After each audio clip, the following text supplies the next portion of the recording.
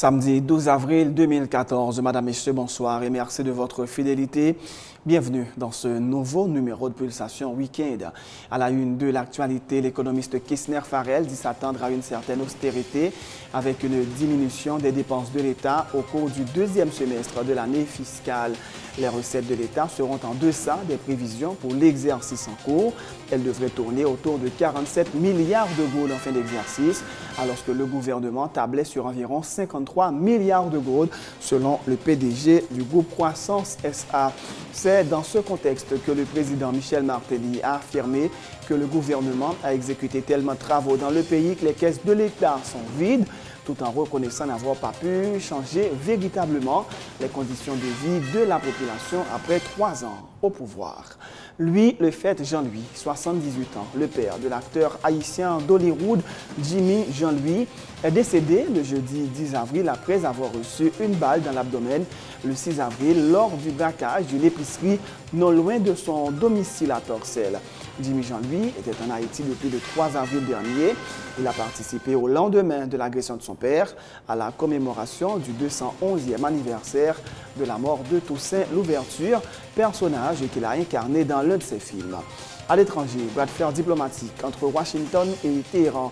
Les États-Unis refusent de délivrer un visa au nouvel ambassadeur de la République islamique aux Nations Unies pour sa participation présumée à la prise d'otage à l'ambassade américaine de Téhéran. C'était en 1979. L'Iran accuse les États-Unis de violer le droit international.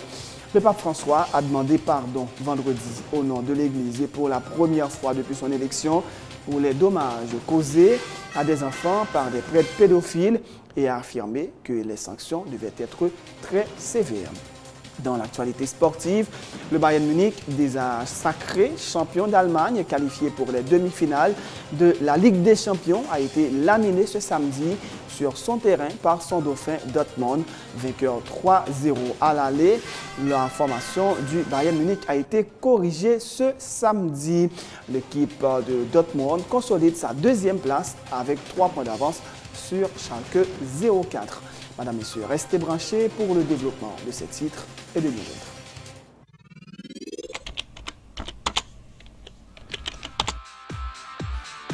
Bienvenue à cette édition d'Information Pulsation, l'essentiel de l'actualité de la journée. Merci de votre fidélité. Bienvenue dans ce premier numéro de Pulsation Week-end.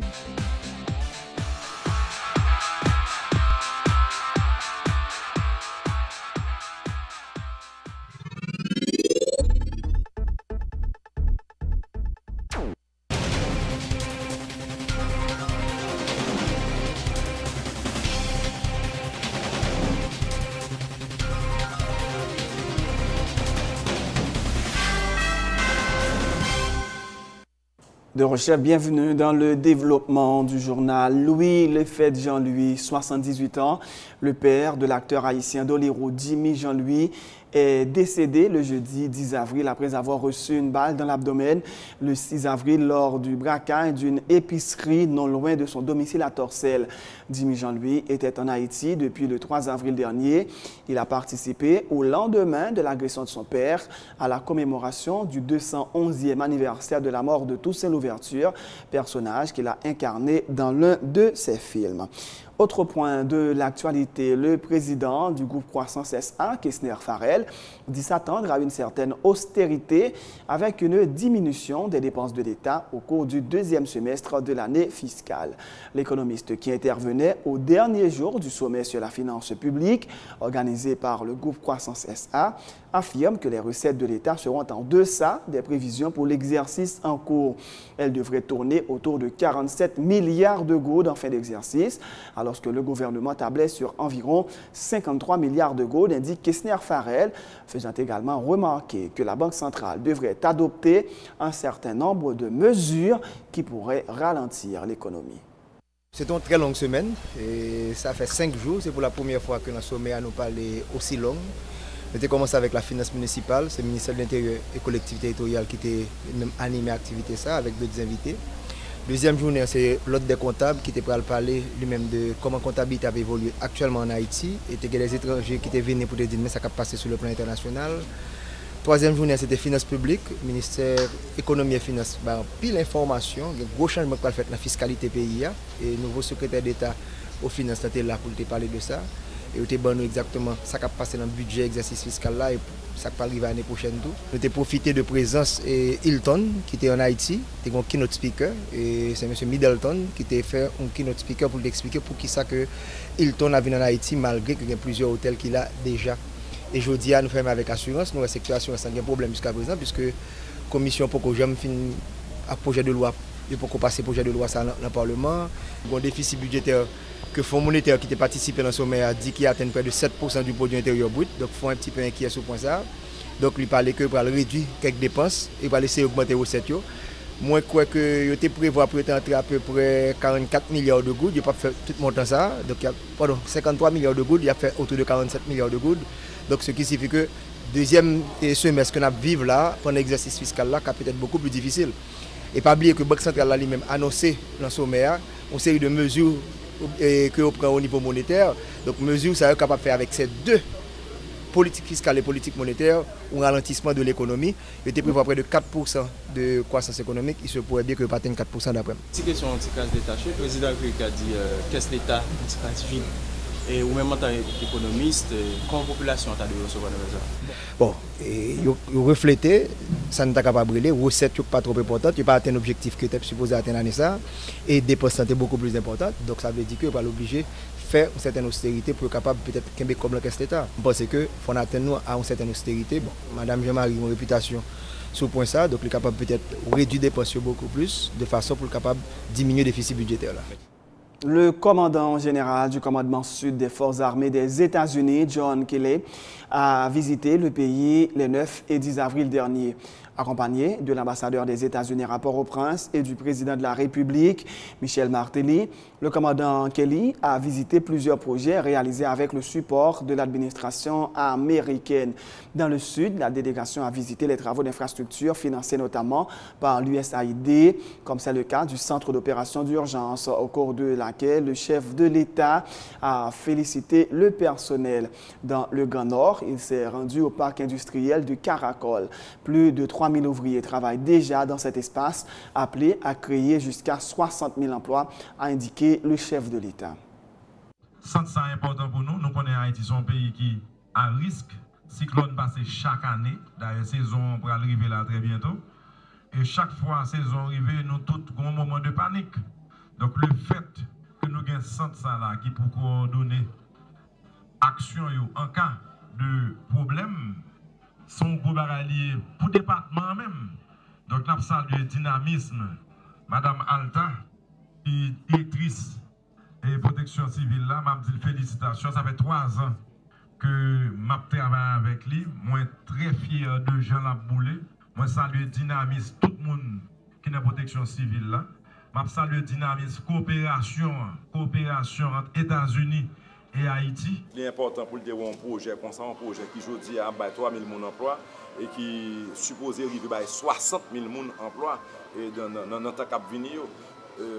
3 ans de ça, que vous avez fait ici à Copa, il n'y a pas de problème. Mais il faut dire que là, il y a 3 000 emplois. S'il fait, mais son problème. Donc, il y a 60 000 personnes. C'est une région qui a changé, qui a développé. Et à partir de monde qui travaille, plus production agricole, plus consommation, bon marché, il y a des gens qui ont l'argent. Donc, son projet immense pour la zone.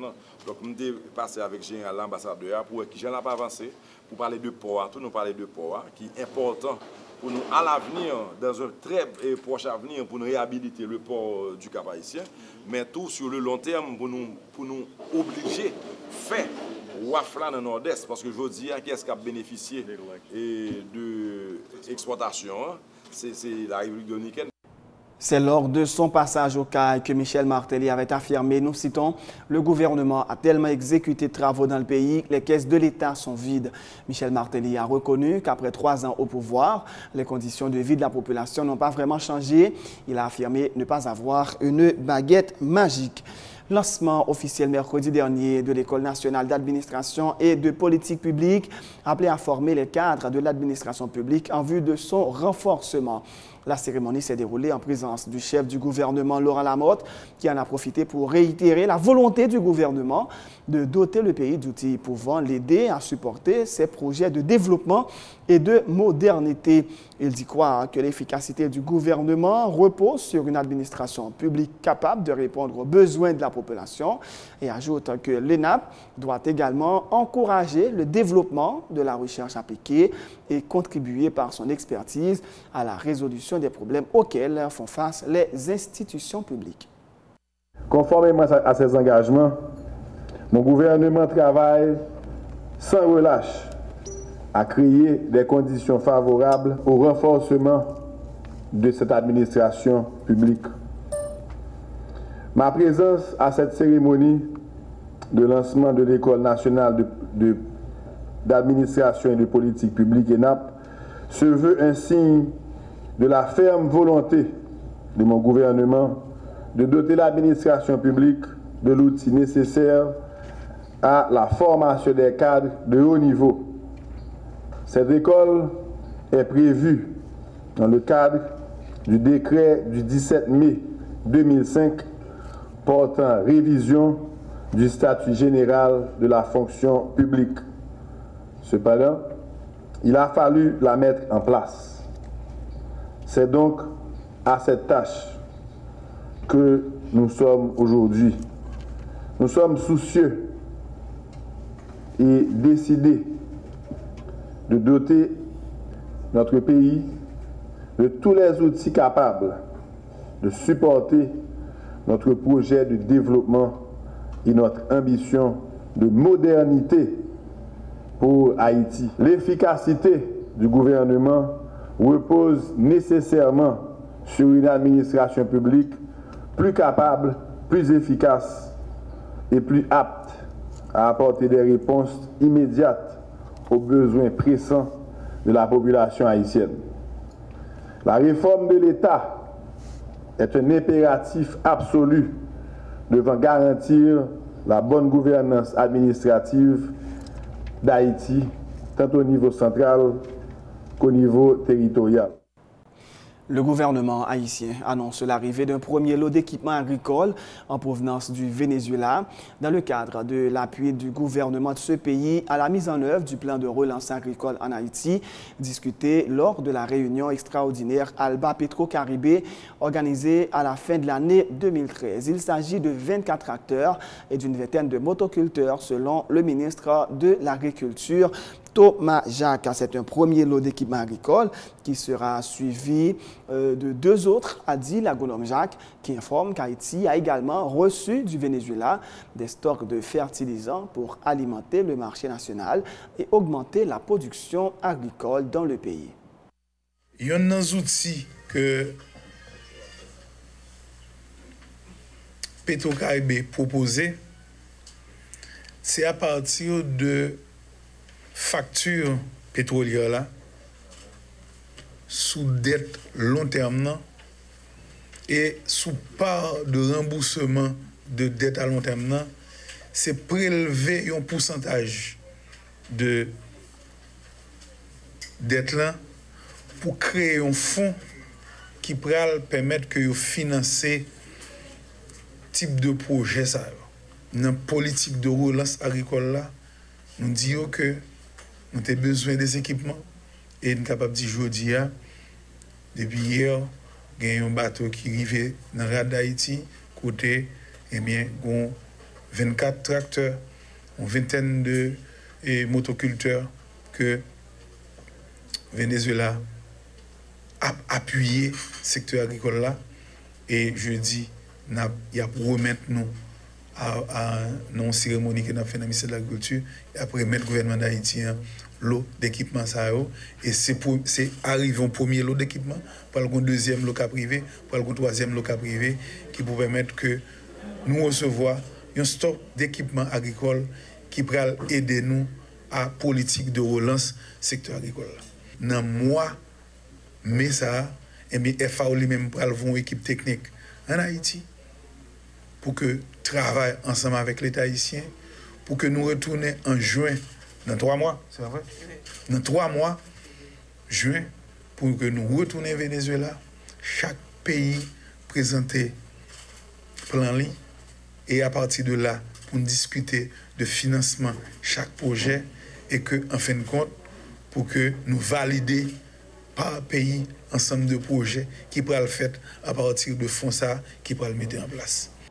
La ministre déléguée chargée de lutter contre la pauvreté extrême, Rosanne Auguste, indique que ces projets agricoles supportés par le Venezuela en Haïti s'inscrivent dans le cadre d'un plan d'action visant l'élimination de la faim dans la région d'ici à 2025. La question a été largement débattue lors de la réunion de suivi du sommet Alba Petro-Caribé les 3 et 4 avril dernier à Caracas, a-t-elle dit. Nous sommes participés dans une réunion suivie deuxième sommet extraordinaire Alba Petro-Caribé qui déroulait Caracas, qui était déroulé Caracas en décembre 2013. Alors, rencontre ça a été faite 3 avec 4 avril 2014 dans le pays Caracas. L'important pour nous faire une genèse de rencontre ça veut dire que comment nous faire arriver là, journée jeudi. C'est un sommet qui fait Chili le 28 janvier 2013. C'est là, par exemple, une déclaration d'engagement pour faire promotion sécurité alimentaire. Et dans ce sommet, ça, il a coordonné des actions pour être capable d'une inclusion productive. Inclusion productive, là, veut dire que faut tout pays dans l'Amérique latine, il ne pas quitter derrière, là, ça qui relève, par exemple, bataille contre grand goût. Et il a appuyé l'initiative Amérique latine et Caraïbes pour être libre de grand goût d'ici 2025. C'est pour ça qu'il y a bataille vraiment parce que je crois que faut tout pays qui est dans la région capable de pas gagner grand goût là-dedans encore en 2025. Mais pour ça fait, faut qu'il travaille sur des stratégies pour mettre en place pour ça.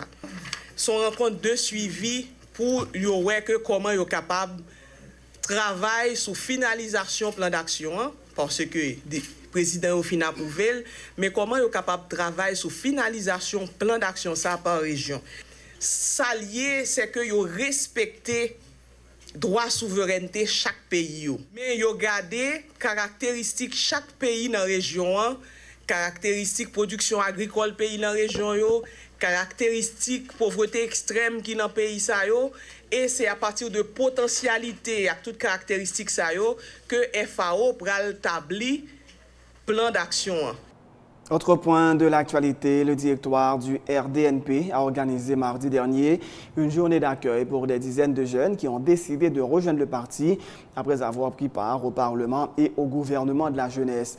La secrétaire générale du RDNP, Myrlande Maniga, se félicite que ces jeunes choisissent d'intégrer son parti qui, rappelle-t-elle, a une politique ouverte sur la jeunesse. Elle encourage les jeunes à participer davantage à la vie politique du pays, sachant qu'il leur viendra un jour le temps d'assurer la relève. Dakabab dit son cadre d'accueil. Accueil, échange, enrichissement. C'est 3 mots qui t'a caractérisé le mouvement qu'a fait. Accueil, nous là, pour nous recevoir. Échange, parce que nous baillons yo ban nous. Et enrichissement, parce que le dialogue ça, c'est RDNP qui a sorti enrichi. Échange en vue de formation jeune. Échange en vue de formation, en vue de expérience que gagné de terrain, parce que jeunes ça yo déjà une expérience politique. Il y a déjà une expérience de terrain, puisqu'en pile là-dedans, il était dans le gouvernement de la jeunesse et il était tout dans le Parlement de la jeunesse. Donc, il a gagné une expérience déjà. D'accord? Et là, il était dans le Parlement de la jeunesse, gouvernement de la jeunesse, ce n'était pas avec espoir pour être prendre pouvoir. Et il a dit qu'il a estimé que l'expérience a été faite, arriver dans le terme. Il faut qu'il y ait pour plus devant. Et pour y aller pour plus devant, il faut qu'il entre dans le parti politique. Et c'est ça qu'ils ont fait, ils ont entré dans la. Et nous avons pensé que c'est mieux, parce que Leslie, ça fait les retirer de la politique, les retirer de tout le bagaille. Et bien malgré tout, ils font des sorties, mais ils ne pas participer du tout. Ils ne pas participer dans l'activité RDNP, ni non plus dans l'activité Janio. Janio a l'oueli, mais il y a l'oueli par déférence, par respect. Il y a l'oueli, et parce que vous pensez que même s'il retiré, il y a des bagailles que vous êtes capable d'apprendre de lui. Et de ce point de vue-là, il est toujours disponible pour recevoir Janio.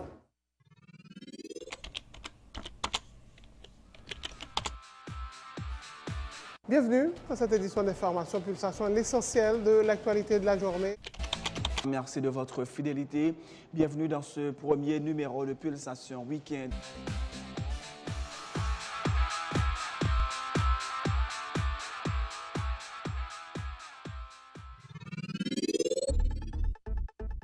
C'est la fin de ce journal, mais juste avant de vous quitter, voici un rappel des titres.